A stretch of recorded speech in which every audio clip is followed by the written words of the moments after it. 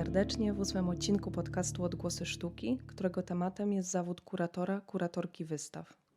Jaka jest jego specyfika, jak wygląda współpraca kuratora z artystą, jakie umiejętności powinien posiadać kurator. O tym porozmawiam z moim gościem, Kamilem Kujtkowskim, kuratorem i koordynatorem wystaw. Kamil jest absolwentem malarstwa na Krakowskiej Akademii Sztuk Pięknych. Po studiach porzucił twórczość artystyczną na rzecz organizacji wystaw i pracy z artystami, artystkami. Obecnie w Krikotece pełni funkcję kuratora i koordynatora oraz jest autorem m.in. programu wystaw Cloakroom. Regularnie współpracuje z prywatnymi i niezależnymi galeriami. Wcześniej przez kilka lat pracował w Fundacji Razem Pamoja w Polsce i w Kenii. Tematem dzisiejszego odcinka będzie próba zdefiniowania zawodu kuratora. I mam na myśli tutaj kuratora wystaw, albo inaczej określanego kuratora, kuratorkę sztuki, no bo najczęściej jak w ogóle pojawia się temat tego zawodu, to jest on kojarzony z kuratorem sądowym, a nie z działalnością wystawienniczą i z czymś, co odnosi się do świata sztuki. I teraz, Kamilu, chciałabym się Ciebie zapytać, jak Ty podchodzisz do rozumienia tego pojęcia?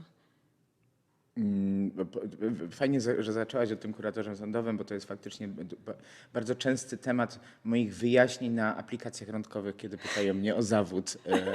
Różni zmaczowani panowie, odpowiadam kurator i się pytają, w którym sądzie. I że dziwnie wyglądasz jak na kuratora sądowego, pracujesz z trudną młodzieżą.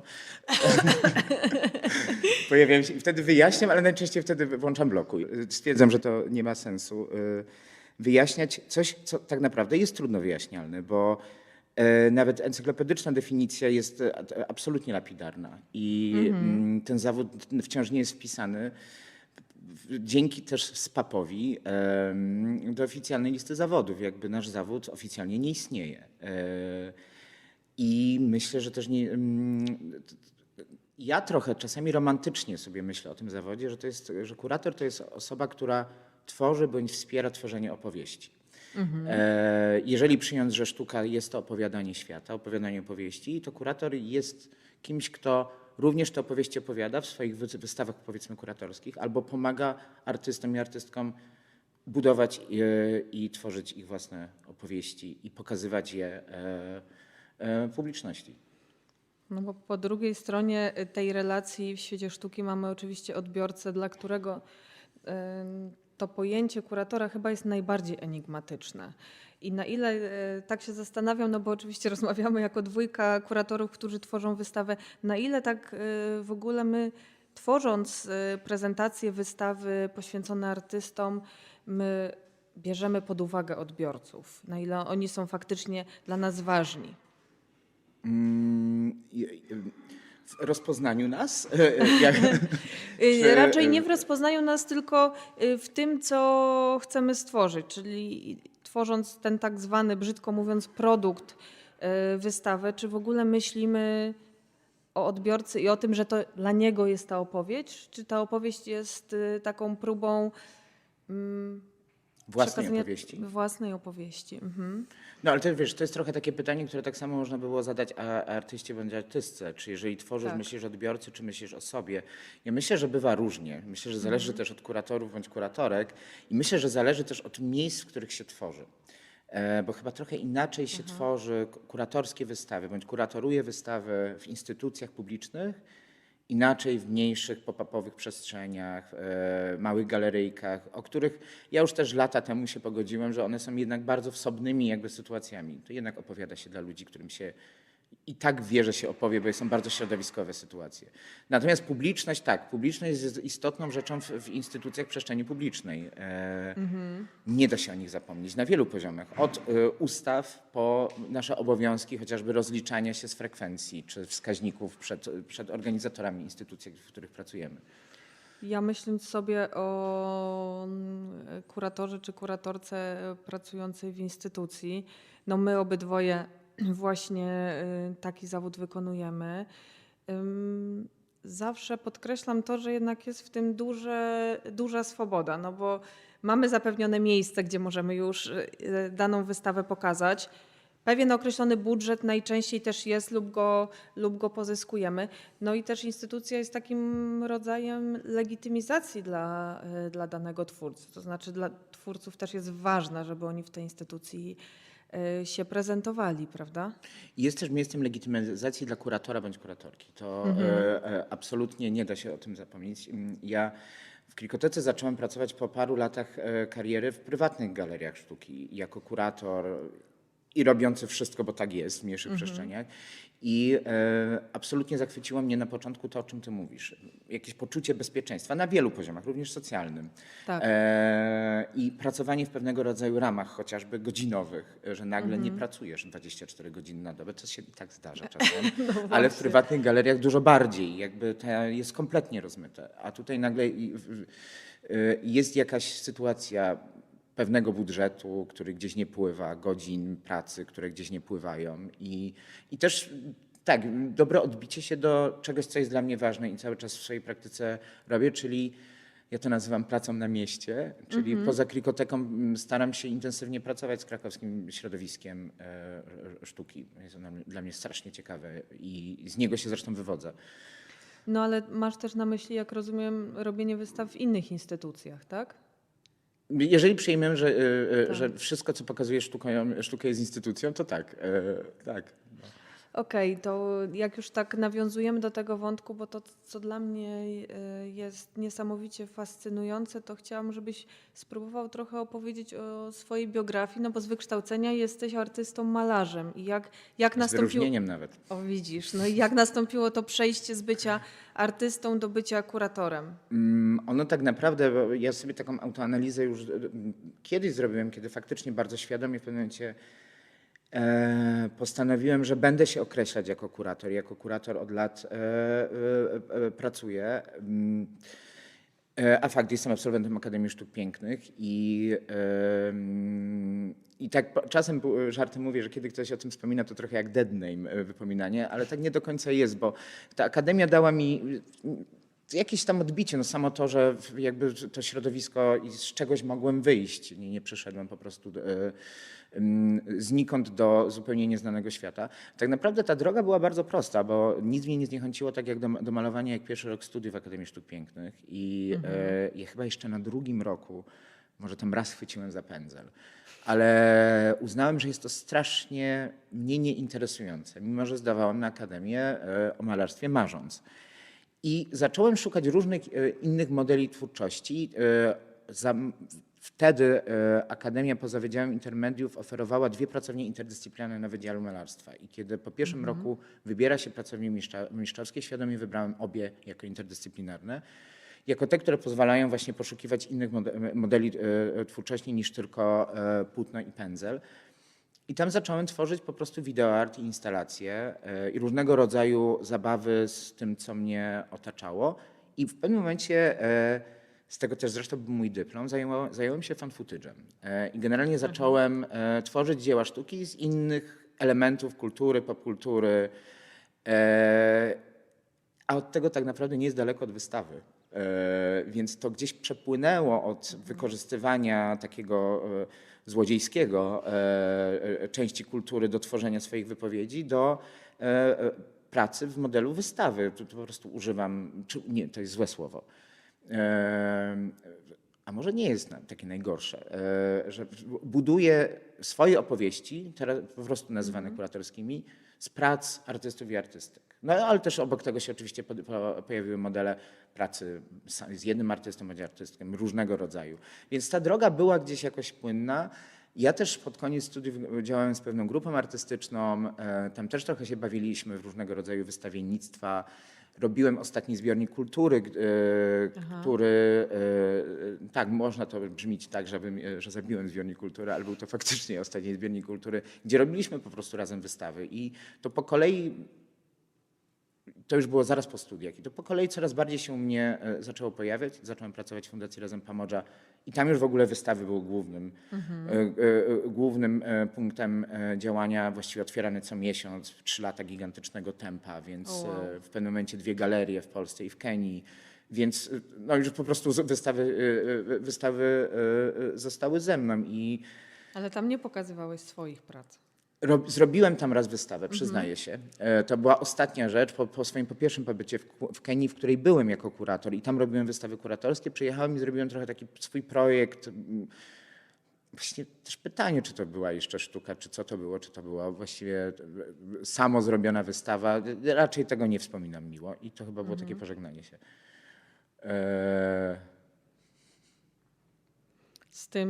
Z taką artystyczną Z taką drogą. artystyczną, tak.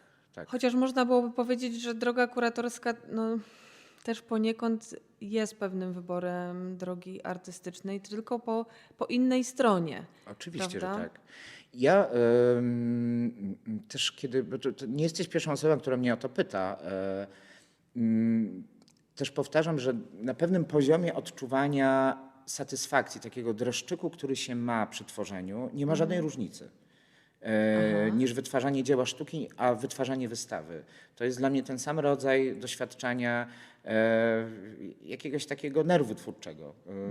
Inny jest tylko, powiedzmy, rodzaj, schemat, etyka pracy, jeżeli można tego użyć, ale gdzieś na takim głębokim, boję się tego powiedzieć, metafizycznym doświadczeniu tworzenia, to jest to samo.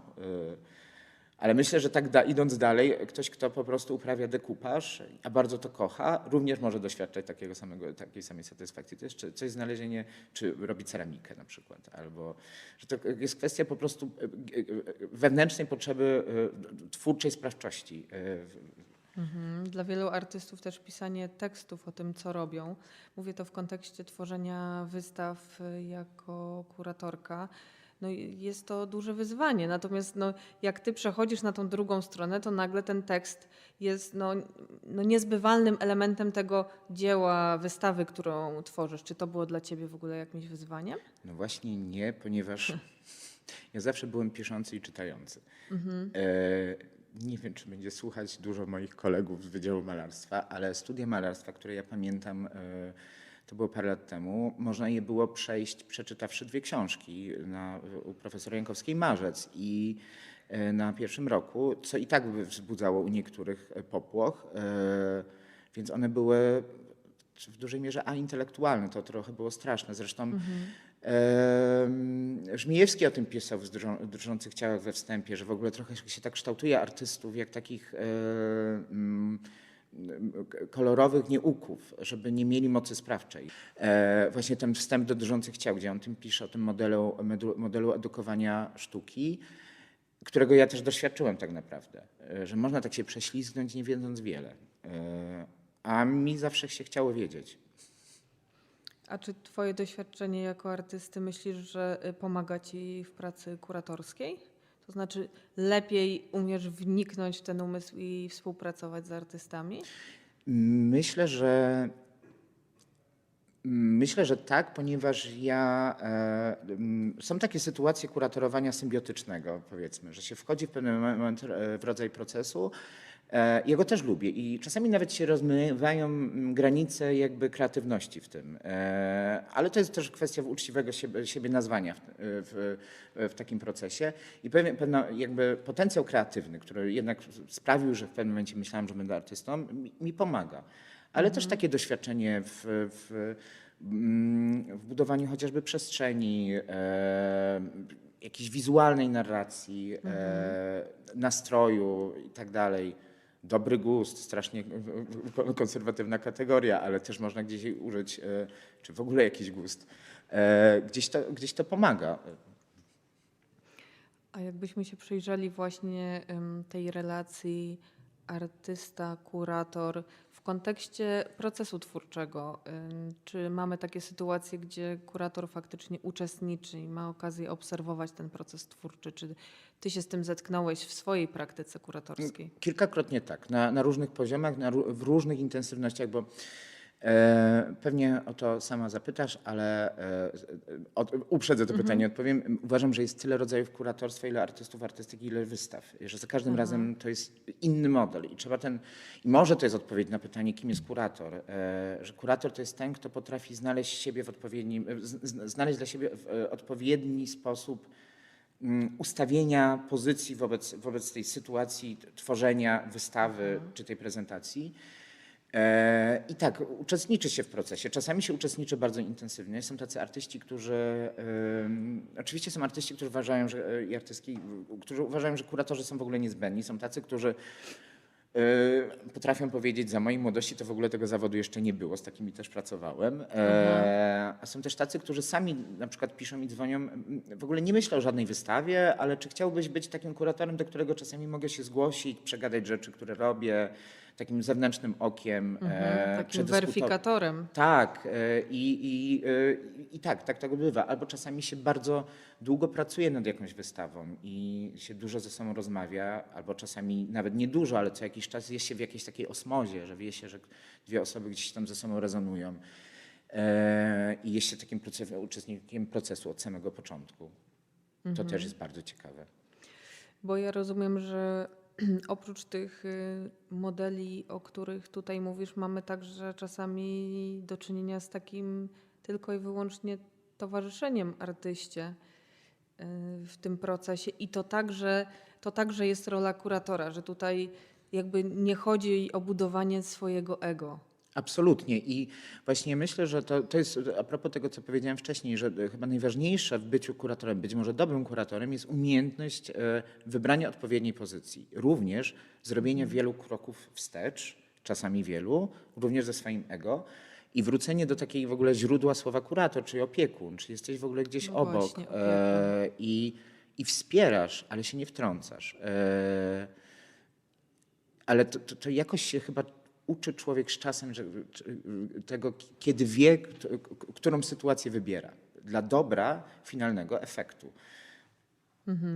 A z poziomu instytucji, czy jest to duża instytucja, czy jest to prywatna galeria, często jest tak, i tutaj może warto też o tym wspomnieć, że kurator jest także taką osobą, która nie tylko przygotowuje tekst, ale pełni też różne inne role, które no w bardziej rozbudowanych systemach mogłyby być rozdzielone pomiędzy wiele innych osób. Więc dla mnie to zawsze jest taka osoba, która jakby musi umieć dużo więcej niż tylko napisać tekst, ułożyć pracę czy zaaranżować wystawę. No jakie tutaj umiejętności ty byś wskazał w kontekście tej pracy? Świetnie gipsuję ściany, używam młotka, gwoździ, mam milimetr w oku, więc prosto wieszam pracę, umiem wiercić, szpachlować, przenoszę ciężkie obiekty, absolutnie robi się wszystko. No tak, czyli kurator, który jest także montażystą Tak, wystaw, bo prawda? jakby żyjemy trochę też w takim sytuacji w produkcji kultury w nieustannym niedoborze. I ktoś kiedyś użył ładnego określenia robotnik sztuki i trochę czasami wszyscy jesteśmy robotnikami sztuki. Robi się wszystko po prostu.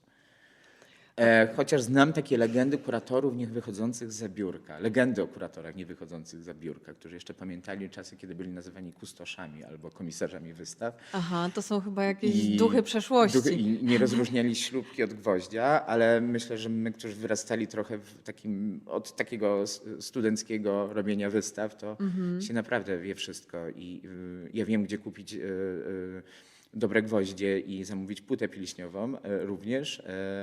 Ale też gdzie zrobić na przykład najbardziej wyrafinowane oprawy w Krakowie.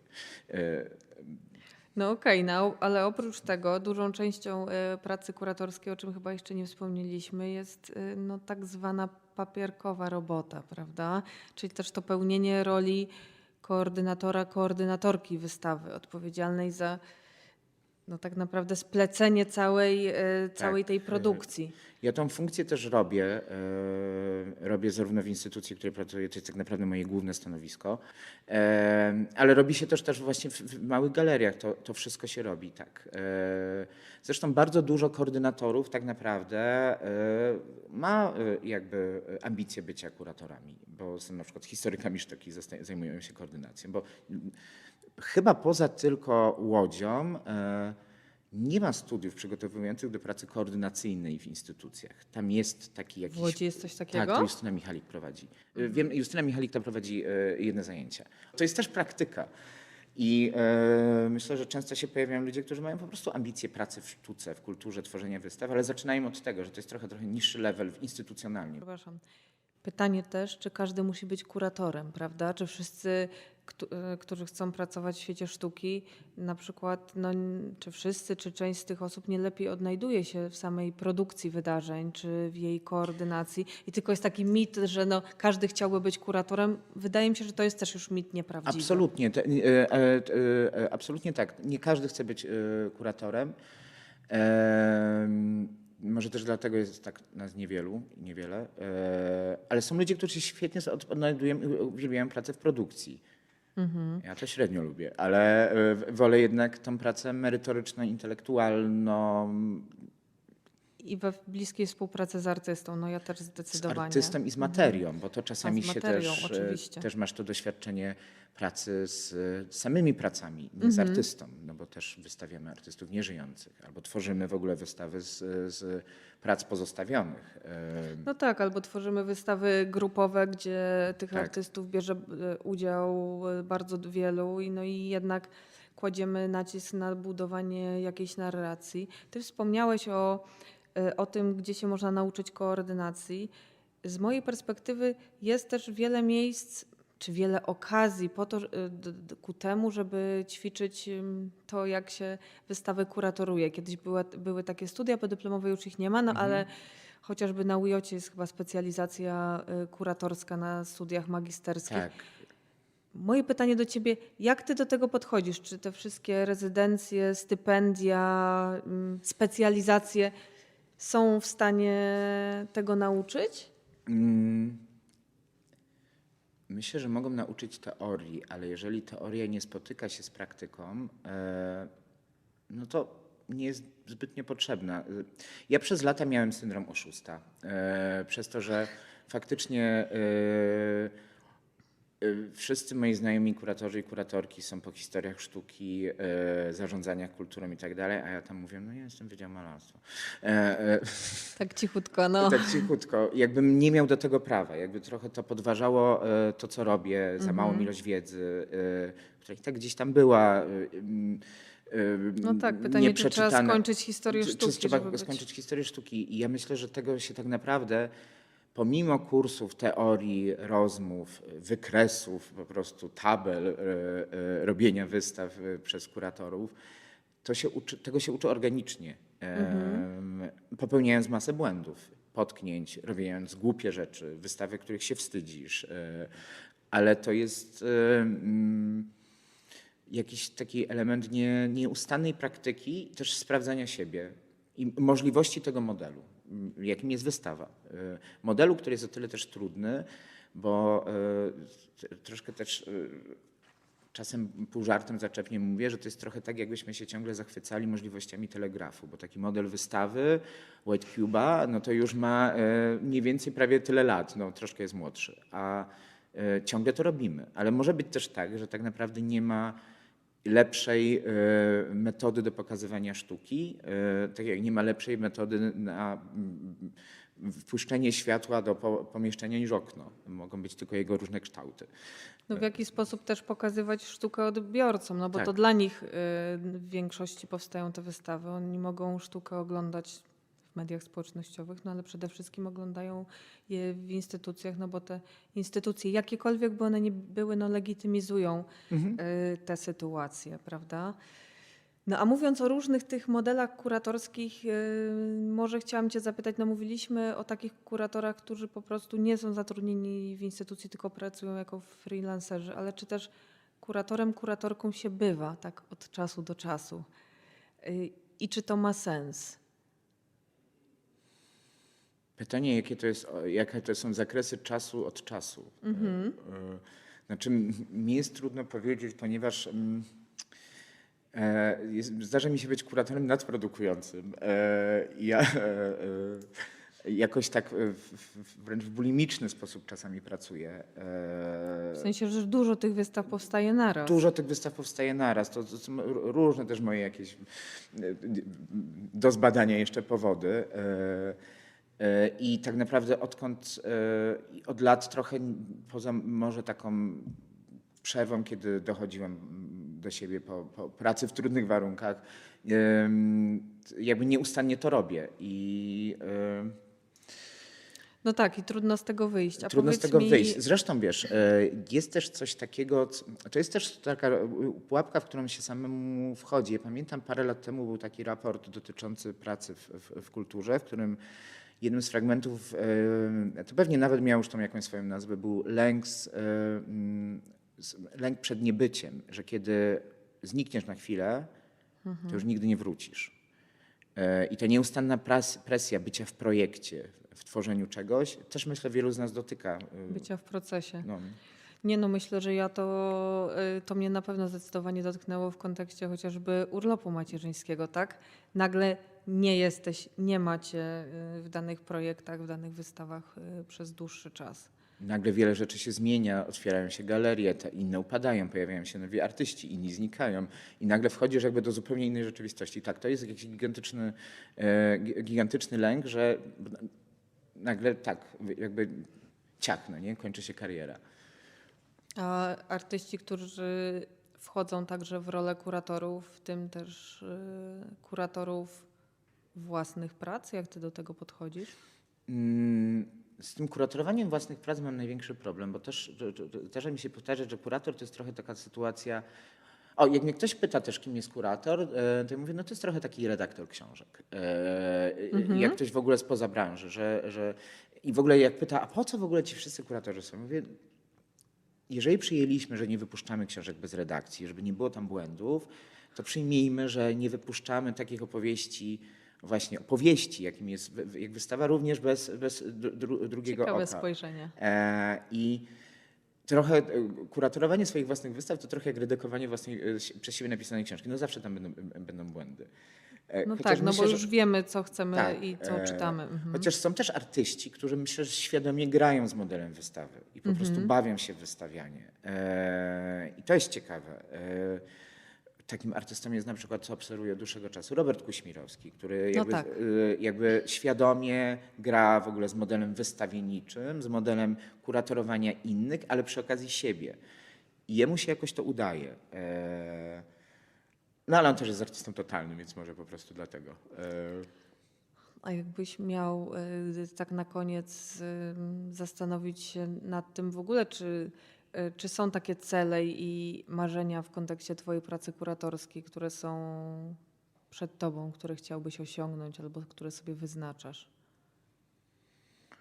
O Jezu, takie pytanie jak na w ogóle rozmowę o pracy, zaraz będę musiał sprzedać ci długopis. No spróbuj sprzedać mi go. Gdzie się widzę za 5 lat? Mam takie marzenie, ja bym chciał po prostu, chciałbym się skupić tylko i wyłącznie na pracy kuratora, bez tej wrzutki, która mi się zdarza bardzo często koordynacyjnej, bo ona zabiera mi dużo czasu, który mógłbym poświęcić, myślę, na lepsze rzeczy. Ja się też nad tym zastanawiam. Oczywiste, że zastanawiam się, czy wyjechać z Krakowa i poszukać szczęścia w większym mieście, Warszawa czy gdzieś indziej, ale sobie później myślę, a może nie, może to jest też jakaś w ogóle deklaracja, ale później sobie myślę, a może tak. Sam nie wiem, też pytanie, jak długo chciałbym pracować w instytucji, czy to jest tylko to, czy... Bo ja mam wrażenie, może trochę tak uzasadnię to pytanie, że no wbrew pozorom tych ścieżek rozwojowych, jeśli chcemy pozostać w tym zawodzie, który wykonujemy, nie ma tak dużo. To Ja prawda. się z tym też stykam, no bo to jest takie też pytanie, które sama sobie zadaję. Rozmawialiśmy czas. kiedyś o tym, no ja i ty nie możemy sobie pozwolić na freelancing tak naprawdę. No, tak mi się wydaje. I wiele osób nam podobnych, pracujących w instytucjach, bo freelancing jest strasznie trudny, bo w przypadku kuratorstwa tych projektów tak naprawdę powstaje obecnie coraz mniej z racji na coraz mniejsze finansowanie instytucji. Instytucje coraz częściej korzystają z własnych zasobów ludzkich, mówiąc brzydko, i to osoby z No tak. zewnątrz kuratorują wystawy. Kończy się, myślę, też trochę czas takich kuratorów gigantycznych gwiazd. No, nie pojawiają się nowi, można by było tu wymieniać, ale one tak naprawdę pochodzą z lat 90. No ale to wydaje się, że wynika bardziej z tego modelu współpracy. tak? Tak. Że takiej projektowej, zespołowej, która teraz jest konieczna, żeby My dany też, projekt tak, realizować. dodatkowo małe galerie często również mają znikome budżety, to jest po prostu finansowane z własnych środków, jakichś małych dotacyjek. Większe, bogate galerie raczej skupiają się na handlu i to kuratorowanie też jest tam bardzo trudne. Też miałem takie przygody, jak pogodzić wystawę kuratorską z tym, żeby była wystawą komercyjną. To jest na inny podcast. Ale też tak, to o co zahaczyłaś, bo rozmawiamy w ogóle trochę o stanowisku kurator czy kuratorka w momencie, w którym w Polsce wciąż on nie istnieje oficjalnie, ale jednocześnie w momencie, w którym uważam, że ono już wymaga pewnych przeformułowań i też myślenia. Na przykład, bo one nadal dla mnie w takim myśleniu, ja kurator, pochodzi z tych takich czasów wielkich mistrzów, no nie, tych dzierżących jedyną władzę, no nie, to ja opowiadam tą wystawę. Ja wiem, jak to zrobić ja najlepiej. wiem, jak to zrobić. Oczywiście, że wiemy, ale, ale wystawy nie powstają w próżniach i na przykład taką rzeczą, którą ja robię, to są oczywiście, że to są drobne gesty. Na przykład od dawna, poza tym, że walczę, żeby podpisywać kuratora pod wystawami, nawet jeżeli nie ja jestem jej kuratorem, bo uważam, że to jest oddawanie po prostu szacunku wobec pracy, to walczę, żeby podpisywać wszystkich, którzy przy tej wystawie pracowali zgodnie w ogóle z tym, bo to nie powstaje w próżni. Ja też wiem, jak tworzę Tworzymy wystawy. to w dużych zespołach tak naprawdę. Ale czasami to nawet mogą być 3-4 osobowe zespoły, no bo trochę o tym nie rozmawialiśmy, ale rozmawialiśmy, jest też model wystaw stricte kuratorskich, takich po prostu, w którym, trochę tego zahaczyliśmy, w którym to faktycznie kurator przejmuje pałeczkę twórcy i pracę artystów, postawy artystów, ich są elementami składowymi, ja to czasami nazywam naddziełem, czyli wystawa jest w tym formie naddziełem. I to też nie powstaje w próżni osób, z którymi się rozmawia, które pracują w instytucjach różnego rodzaju, które mają inne spojrzenie oko. To, no chyba, że ktoś jest naprawdę taki, że wchodzi i wie i jest jakimś absolutnym mocarzem, albo się za takiego uważa i nie pozwala sobie na wpłynięcie na czegokolwiek z zewnątrz. Tylko pytanie, czy to jest dobre. No to tak naprawdę to, czego możemy sobie życzyć, to wielu ciekawych i inspirujących projektów. Dziękuję Ci, Kamilu, za Dzięki. rozmowę.